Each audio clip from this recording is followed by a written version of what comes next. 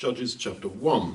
The Israelites have captured Adonai-Bezek, and they cut off his great toes and his thumbs. And he says, yep, I made 70 kings have their thumbs and their great toes cut off, and I made them scavenge for food underneath my table, to pick up bits that I threw off or crumbs that fell from my table. That image is alluded to by the Phoenician woman in Matthew 15 in the New Testament, where she comes to the Lord Jesus and she begs for him to cure her daughter, but she's a Gentile. The disciples tell her to clear off.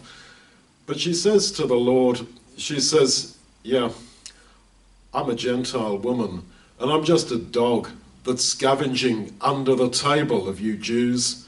Just give me a crumb. And the crumb that she wanted was the curing, the healing of her daughter. You see there a picture of humiliation.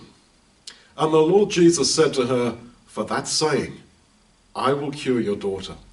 You see there how the Lord Jesus and his Father as well so respect humility. Now, this is where we've got to get to. That who am I? I am just a dog underneath the table. Just give me a crumb. And who am I? I am a totally vanquished person. I, as it were, have had my thumbs and my toes cut off, and I'm just scavenging for food in total humiliation beneath your table. It's not that God humiliates people in a nasty sort of sense that these people were doing it. But the point is that this is how we should feel, that we should get to that level of humiliation. The greatest thing about the Lord Jesus, the one whom we follow, is that he was humbled, Paul says, more than any other man.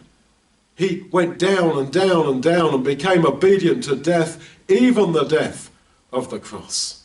And let this mind be in you, Paul says, that was in the Lord Jesus. So that's what life is about, a progressive humiliation, so that, as Peter says, we who have been humbled under the mighty hand of God might be exalted in due time, which is when the Lord Jesus returns. This then is a picture of our humiliation. Everything in the world tells you to be proud, to not be done down.